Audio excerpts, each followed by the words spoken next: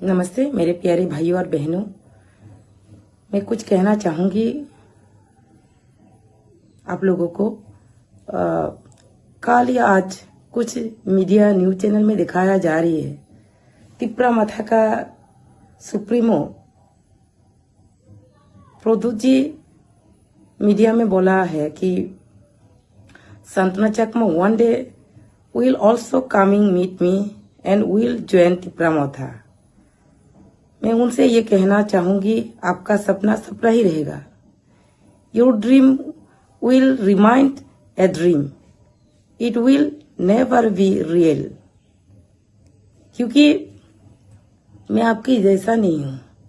आप कभी कांग्रेस, कभी बीजेपी, कभी तिप्रा मथा।